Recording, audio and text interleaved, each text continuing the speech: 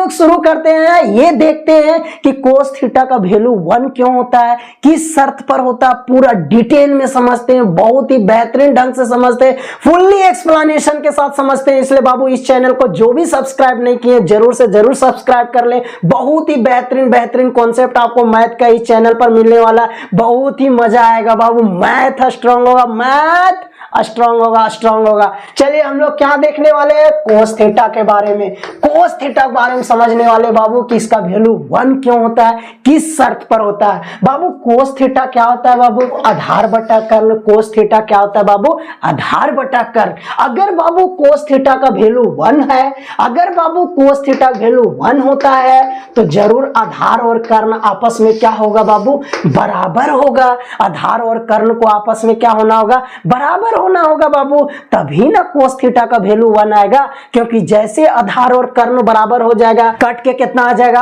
1 आ जाएगा। जैसे आधार और कर्ण आपस में बराबर हो गया, कोस थीटा आधार बटा कर्ण लिखेंगे, कोस थीटा आधार बटा कर्ण लिखेंगे और कट के कितना आ जाएगा, 1 आएगा। जैसे आधार और कर्ण बराबर होगा, कोस थीटा का वैल्यू कट के कितना आ जाएगा, 1 आ जाएगा। तो चलिए हम लोग एक समकोण त्रिभुज लेते हैं और आधार और कर्ण को बराबर करके देखते हैं। अगर आधार और कर्ण बराबर होता है तो हम लोग देखेंगे कि और क्या क्या बात सामने आता है। उसके बाद बहुत आपको डिटेल में समझ में आ जाएगा कि कोस थीटा का वैल्यू क्यों 1 होता है। बहुत ही मजा आने वाला बाबू, इसलिए वीडियो को पूरा देखिएगा, बहुत ही आपको मजा आएगा, पूरी बात समझ में आएगा। तो चलिए आधार और कर्ण को क्या करना है, बराबर। तो क्या लेना होगा, एक समकोण त्रिभुज। चलिए एक समकोण त्रिभुज लिए बाबू, क्या लिए, एक समकोण त्रिभुज लिए।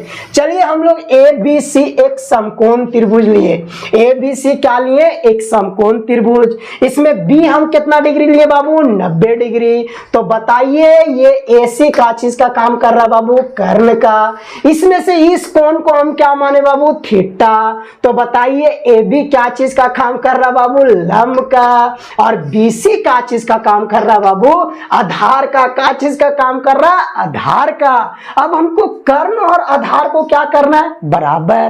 कर्ण और आधार को क्या करना होगा, बराबर। अरे बराबर करेंगे तबे ना कट के 1 आएगा बाबू। इसलिए कर्ण और आधार को चलिए बराबर करते हैं। देखिए तो कैसे बराबर होगा बाबू, समझो बाबू। ये जो भुजा है सो सीढ़ी का काम कर रहा है। सीढ़ी लगाए हो कि नहीं, दीवार में सीढ़ी लगाए हो कि नहीं, दीवार में सीढ़ी लगाए हो। मान लो ये सीढ़ी का काम कर रहा है, ये भुजा का चीज का काम कर रहा है, सीढ़ी का। ये दीवार का काम कर रहा है, ये जमीन है, ये जमीन। तो ये कर्ण को आधार के बराबर करना है, यानी सीढ़ी को इस भुजा के बराबर करना है, यानी इस भुजा AC को किसके बराबर करना है, BC के। किसके बराबर, BC के। बताइए AC को BC के बराबर कैसे करेंगे। अरे ये सीढ़ी है, सीढ़ी को ये जमीन पर लाना है, इस भुजा पर लाना है। क्योंकि कभी भी दो भुजा को बराबर करना हो बाबू तो एक भुजा को उठा पठा के पूरा तरह से दूसरा भुजा पर लाना होगा, पूरा तरह से दूसरा भुजा पर ढक देना होगा, तभी ना दोनों भुजा आपस में बराबर होगा बाबू। खुद सोचिए, AC को बराबर करना है BC के। कैसे बराबर होगा बाबू, कैसे बराबर होगा बाबू, AC को खींचना होगा। सीढ़ी लगा के नीचे खींचे हो कि नहीं, सीढ़ी लगा करके अगर नीचे खींचेंगे बताइए वो धीरे धीरे खसकते खसकते जमीन पर आ जाएगा कि नहीं, जमीन वाला भुजा के बराबर हो जाएगा कि नहीं। तो क्या करेंगे बाबू, AC को खींचना होगा। क्या करना होगा बाबू, खींचना होगा। AC को जब हम लोग खींचेंगे तो नीचे आ गया बाबू, नीचे आ गया और झुक गया। पहले इतना था और झुक गया। जैसे AC को और खींचे और झुक गया, पूरा खींचते गए खींचते गए खींचते गए AC को। अब AC को क्या किए, खींचते खींचते पूरा जमीन पर सटा दिए। AC को यानी कर्ण को खींचते खींचते पूरा तरह जमीन पर सटा दिए। और जैसे कर्ण जमीन पर सट गया, AC जमीन पर सट गया, किसके बराबर हो गया बाबू, BC के। किसके बराबर हो गया, BC के। पूरा तरह से BC को ढक लिया, पूरा तरह से BC को क्या कर लिया, ढक लिया। तो अगर कर्ण को आधार के बराबर करना होगा तो खींचना होगा। क्या करना होगा, खींच खींचना होगा, इस तरह खींच करके किसके बराबर लाना होगा, आधार के। बाबू जैसे कर्ण और आधार बराबर हो गया, बाबू जैसे कर्ण और आधार बराबर हो गया, देखिए कुछ बात और निकल के आ रहा है बाबू, कुछ बात और निकल के आ रहा है। देखो तो बहुत ही मजा आएगा, पूरा वीडियो देखना, पूरा वीडियो देखना। जैसे कर्ण और आधार बराबर हो गया बाबू, देखिए लंब घट के 0 आ गया। पहले लंब यहां था, कर्ण को खींचे अब लंब यहां पहुंच गया, फिर कर्ण को खींचे अब लंब यहां तक आ गया, फिर कर्ण को खींचे अब लंब यहां आ गया, फिर कर्ण को खींचे अब लंब यहां आ गया।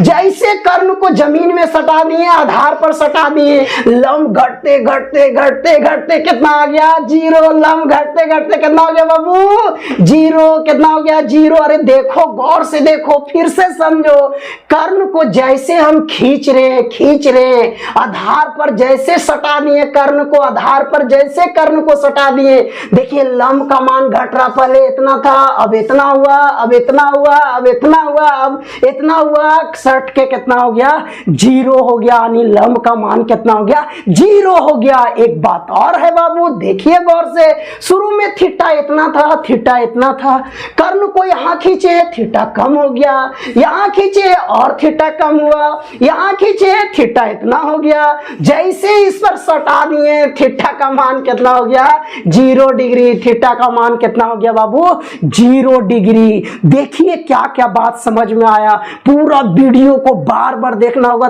तब बेहतरीन ढंग से समझ में आएगा बाबू।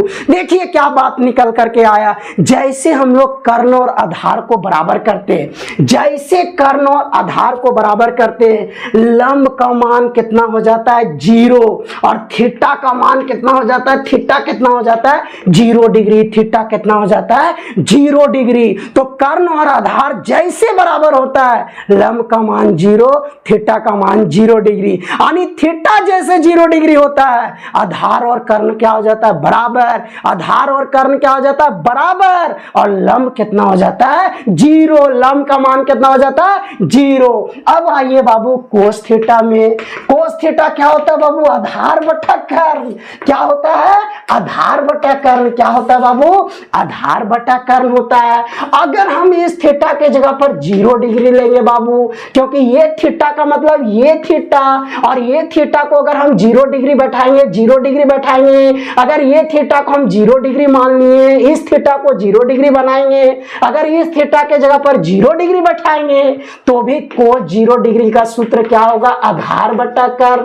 क्या होगा, आधार बटा कर्ण। लेकिन 0 डिग्री पर आधार और कर्ण क्या हो जाता है, बराबर। आधार और कर्ण क्या हो जाता है, बराबर, और कट के कितना आ जाएगा, 1। इसलिए कोस 0 डिग्री का वैल्यू क्या होता है, 1 होता है। कोस 0 डिग्री मान क्या होता है, 1 होता है। क्यों 1 होता है, जैसे हम थीटा को 0 डिग्री करते हैं, जैसे थीटा को हम 0 डिग्री करते हैं, कर्ण और आधार बराबर हो जाता है। कर्ण और आधार क्या हो जाता है, बराबर हो जाता है। लंब का मान कितना हो जाता है, 0। लंब का मान कितना हो जाता है, 0। जैसे कोस थीटा में थीटा के जगह पर 0 डिग्री लेंगे, आधार बटा कर्ण होगा, लेकिन 0 डिग्री पर आधार और कर्ण क्या होता है, बराबर। तो आधार और कर्ण जब बराबर होता है तो कट के कितना दे देगा, 1 दे देगा। अब बात समझ में आया, अब बात समझ में आया कि कोस थीटा का वैल्यू 1 क्यों होता है, किस शर्त पर होता है कोस थीटा का वैल्यू 1 होता है।